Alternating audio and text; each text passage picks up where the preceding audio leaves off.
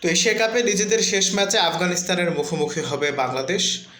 Super ফোরে বাংলাদেশ যাবে কি যাবে না সেই সমস্ত আলাপচারিতা একটা পাশে রেখে দিতে পারেন। তার কারণ এই মুহূর্তে আমাদের সামনে আসলে কী করা উচিত। সকল ইকুয়েশনই তো নষ্ট হয়ে যাবে যদি আমরা হেরে যাই, বা যদি আমরা কোনো মতেও জিতি সেক্ষেত্রেও হয়তো আমাদের যাওয়ার সুযোগ থাকবে না।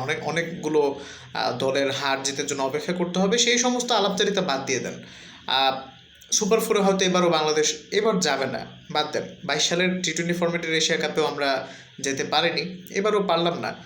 তবে জয় দিয়ে এশিয়া কাপটা শেষ করা উচিত বাংলাদেশের, এবং এই ম্যাচে জয় লাভের জন্য বাংলাদেশের একাদশে কিছু পরিবর্তন করা যেতে পারে, সেটা নিয়ে আলাপচারিতা করব আজকের এই ভিডিওতে।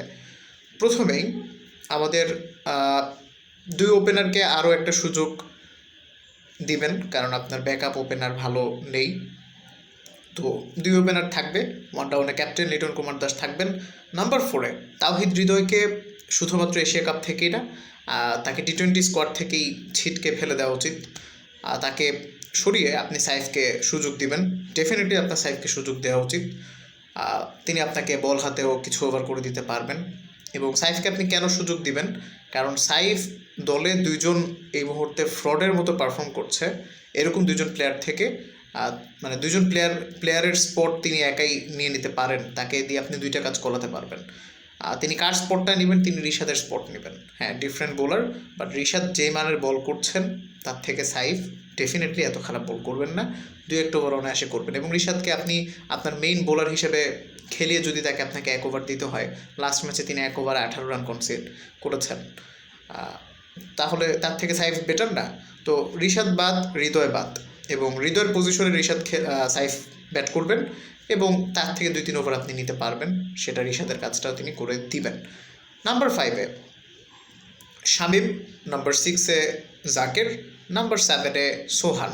রিশাদের যে স্পটটা ছিল সেখানে তিনি নামবেন, ব্যাটার হিসেবে নামবেন।